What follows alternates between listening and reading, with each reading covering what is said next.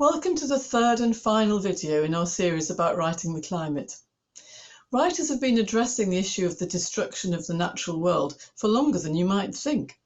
For instance, The Machine Stops by E.M. Forster is a short story which was first published in 1909 and is an amazingly prescient evocation of what life might be like if humanity lived separately from nature.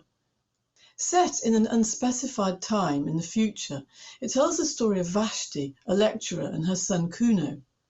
They believe that the atmosphere has become poisonous to human beings, and they live in small pod-like rooms on opposite sides of the planet.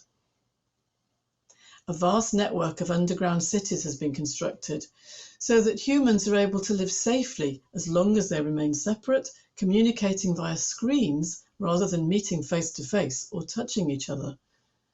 Their lives are controlled by the machine, a mysterious entity which provides food, clothing, and shelter. Chillingly prescient lines include, "People never touched one another. The custom had become obsolete owing to the machine." Apart from one paper manual, the Book of the Machine, all information is communicated electronically. The forest, says Forster, had been destroyed during the literature epoch for the purposes of making newspaper pulp. Rebellious Kuno makes trips to the surface which are illegal. Even scholarly research is forbidden there, as direct information is regarded with suspicion and second-hand knowledge is constantly recycled. The divorce from nature has resulted in humanity becoming estranged from reality itself.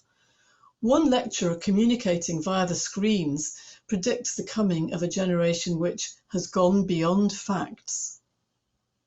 Here, Forster seems to be accurately predicting not only a world dominated by the internet, but the rise of fake news and social media echo chambers. But the machine's capacity is finite, the air is not as fresh as it was, and water is beginning to smell. Forster seems to have predicted both the destruction of the natural world and the current pandemic. It's worth remembering that these two things are intimately connected, as many scientists believe that viruses such as COVID-19 are zoonotic, passing from animals to humans, and that these viruses are emerging with increasing frequency because of the destruction of vast natural habitats, such as rainforests. So this fable resonates strongly in the current situation, in which we communicate with each other remotely and live in fear of human contact.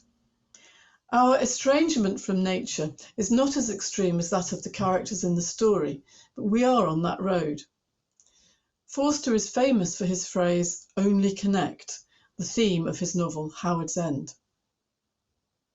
That novel suggests that morality and empathy are dependent on people making connections and seeing where connections lie. Equally, Forster was making a case for a connection between the head and the heart, and suggesting that while making such connections is of paramount importance, the modern world places innumerable obstacles in the way. Life is becoming more and more atomized. People are increasingly estranged from one another. This story has a similar effect, offering a warning about the effects of disconnection and painting a picture that portrays our own situation with chilling accuracy. Readers in the early 20th century might have read it as a far-fetched fantasy, but in the last century we have gone a long way towards finding that this is our inescapable reality.